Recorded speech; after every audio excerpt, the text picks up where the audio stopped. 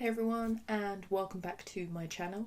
Today I'm going to be going through all of the books I read and the TV shows and movies I watched in September. First up, we have Dr. Glass by Jan Masordberg. I did a full review of this on my channel, so I'm not going to really talk about it here, but I really enjoyed this one. It's a Swedish classic and it was translated into English, I think, in the 60s, and then sort of went out of print and then came back into print again. So it's had a bit of a storied history, should I say, because when it was first published in 1905 it was also really quite controversial. But it's a really interesting character portrait and yeah, like I really enjoyed it. So go watch that review if you want to find out more about that book. Oh yes, I read the essay We Should All Be Feminists by Chimamanda Ngozi Adichie. I'm so bad at pronouncing names, but I'm not really going to talk too much about that because I did find out that the author has been saying like transphobic stuff and like that. Just no, we don't tolerate that here. It was interesting to see her view on feminism, and I think feminism is still important, but it shouldn't discriminate anyone. Like, feminism is about equality of everyone, not just women, not just cisgendered women. It's about everyone. Every human being on this planet has the right to be treated equally to another. So anyone that excludes people on race, gender identity, disabilities, anything like that, then they can't really be a true feminist. So that's where that discussion's going to end, because I don't want to talk about it. Obviously, everyone's read this. Well, not everyone, but anyone that, I don't know, like, gets on book hypes or just wants to read something that they know that everyone else is going to read, because Sally Rooney's sort of just become an author that, I mean, people like flocked to the shops and queued up for hours. So she's kind of somehow achieved that level of fame in a very short space of time. I liked Normal People. I thought Conversations with Friends was a bit naff. It was okay. I read it, so I didn't not finish it. And then Beautiful World, Where Are You also sits on the it was okay pile. So maybe like Sally Rooney's not for me, which I didn't know whether that was the case because I really enjoyed Normal People. But I did read it like 2 years ago now, so I feel like maybe I need to reread it and see whether I did really enjoy it or not. But yeah, it's an interesting-ish book. I thought it was interesting that it was named after a line in a poem by Friedrich Schiller. Yeah, so, I mean, it says this in the acknowledgements, but I thought that was quite interesting that she took a line of a poem in German and took the literal translation. So the poem is Die Götter Griechenlandes, the gods of Greece, and the German phrase was Schöne Welt, wo bist du? So when I saw that in the back of the book, I was like, oh, okay, I haven't actually heard of this, and I read the poem. You can kind of see that maybe she did get inspired by it because it's talking about like a world before Christianity. So it's the poet is almost mourning the loss of the variation of the Greek pantheon and how that ties into nature and how everything maybe was a bit more beautiful before that. And in the book, some of the characters talk about that the world was more beautiful before the Berlin Wall fell, which I don't agree with. But I can kind of see where she got inspired by the idea of, at a point in time, the world became a little less beautiful. And I'm going to sound potentially a bit not capitalistic, a bit Marxist here myself, but I do think capitalist society has sort of killed some of the beauty in the world. Like, everyone's just out hustling and trying to get what they deem as success, but people just stop taking notice of all the small beautiful things in the world. And I think that's kind of what the book is trying to say in essence. There's a lot about the climate crisis in there as well, which, to be honest, is something that should be on more people's minds. and so maybe reading about characters with climate anxiety in a popular book might tune people more into it, so I respect that. But there was no plot. Sometimes I don't need a plot, sometimes I do, and it just felt like we were just following characters meandering, talking and having sex, and that was about it. But is that just the DNA of a Sally Rooney book? Who knows? Maybe, yeah, I don't know, like some authors can get away with having so much of the same stuff in the book, like Haruki Murakami, for instance. Like, if there's not classical music or a cat or just mundane, boring tasks, then it's not a Murakami novel. But those trademarks, I don't know, like I really enjoy them, but just, I don't know. I mean, I guess he has plots and he has mystery and intrigue and these very wacky goings on in his books, so that balances out the sort of recurring elements. Whereas Sally Rooney's books, I guess, the whole plot is the recurring element of there isn't a plot and it's just characters existing and we're just sort of observing it, which I guess maybe she did sort of play on that with the way she wrote this book, because it feels very much like a play or a script for something, like the descriptions in between the chapters where it switches to first person where they're writing emails to each other. In the other chapters where it's describing things, you're the voyeur. The reader becomes the voyeur and the voice is very aware of that. So is Sally Rooney self-parodying here and making a statement on how her books are just basically almost like a voyeuristic experience where we're just thrown into these characters' lives? I thought that was interesting as well. But ultimately, I did feel a bit dissatisfied when I finished the book. I was like, oh, okay, it's finished. And I didn't want it to continue on. And I was fine, and I put it down, and then I got on with whatever else I was doing. So it didn't really impact me. And I guess not all literature has to, because that would be unfair on literature. I don't know. It's not a person, but sometimes it doesn't have to be impactful. But I guess I was expecting more, because the way Sally Rooney writes, it's as if it's trying to mean something and say something moderately profound about human existence. I don't know. Maybe I'm expecting too much from a writer that I shouldn't expect too much from. I don't know. Basically, I'm on the fence. It was okay. Let's stop there. I'm still reading a few other books. Like, I'm still reading the Wind Up Bird Chronicle, although I don't think I picked it up in September, so I need to get back to that and finish it in October. I'm still listening to H.G. Wells's War of the Worlds. I've been listening to that for quite a while. Classics, I find them quite boring, to be honest. It depends on the classic, but I don't know, like, I'm not really feeling War of the Worlds, but I'm like 75% through this audiobook, so I might as well just finish it. And maybe something brilliant will happen at the end, I don't know, but it's not really, I don't feel excited or like, oh my gosh, aliens. But I guess the way it was written back in the day, it would have been quite terrifying, but it's not really now. But if aliens did descend on Earth, then it would be terrifying, but I'm just not scared by it happening in literature. What else am I still reading? Oh yeah, Ondina by Frédéric de la Mottefouque or something. Still reading that. Again, it's a classic. But it's like a fairy tale classic, and it is a little bit boring as well. But some parts are quite beautiful. But yeah, I'm going to finish that in October as well. Oh yeah, I forgot, because this is kind of like my segue book, so segue into TV, things that I've watched. I read Babylon Berlin by Volker Kutscher, mainly because I watched the TV show and became instantly obsessed with it. There's 3 seasons so far. So I decided to read the book that the show's named after and that the first 2 seasons was adapting.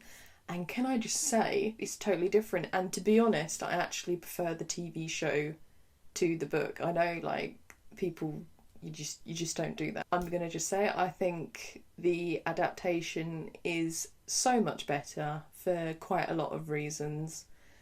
The characters are more complex. There's like a will they won't they romance in the books. Like they get together by like chapter 3 or something. It's just like, what?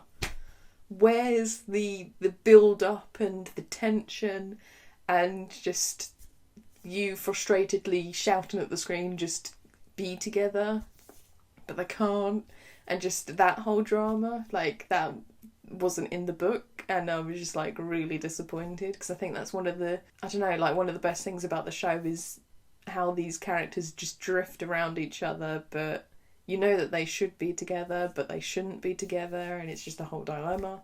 I think the show is brilliant. It is a German language show. I have been meaning to watch it for years.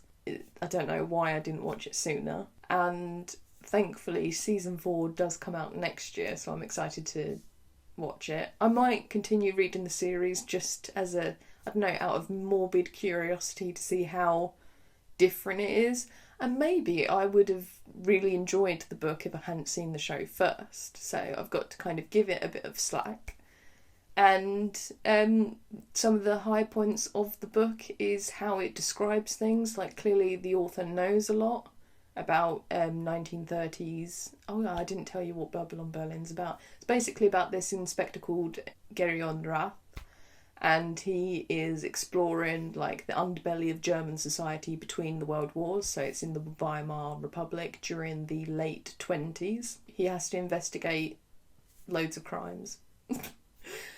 It's like your classic neo-noir mystery set in 1920s Berlin in the Weimar Republic, and that is a major sell of the show. To be honest, I'm not trying to tell you to watch it, but you really should. I did write a blog post about like the 5 reasons why you should watch Babylon Berlin, because I just am obsessed with it. And there was a bonus one because there's this really cool elevator in it. I'm going to insert like a GIF or something so you can just see how cool it is. I'm obsessed. You're now obsessed. You have to watch it. So yes, that's my segue from books into TV shows. I watched too much television this month. Like last month it was the month of movies. I mean, I did collect quite an impressive amount of movies this month as well.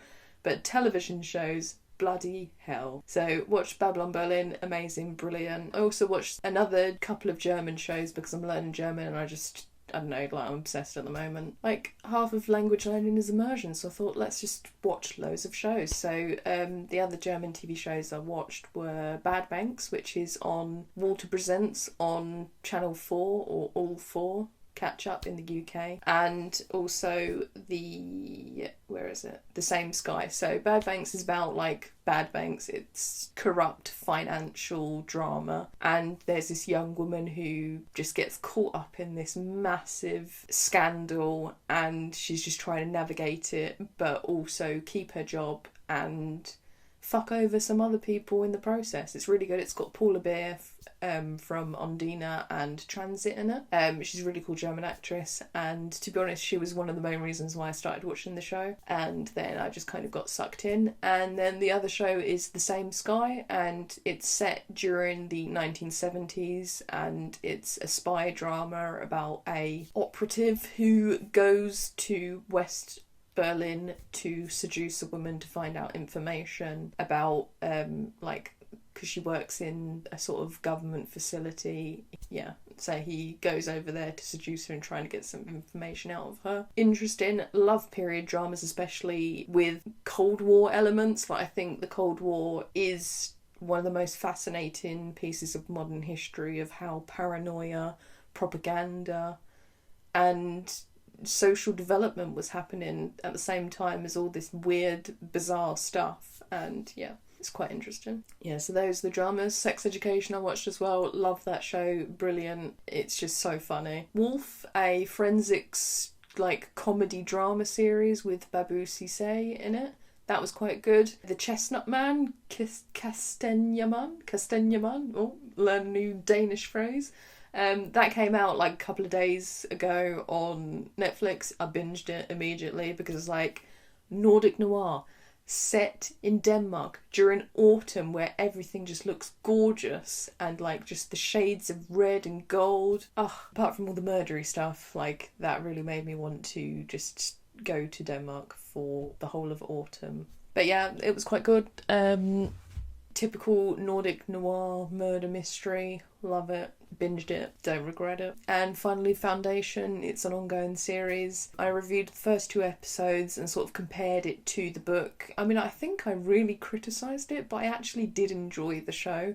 I think the second episode was a bit of a letdown from the first episode, but episode 3 kind of picked it up again, and really explored the idea of the genetic dynasty of the emperors. I thought that was really interesting.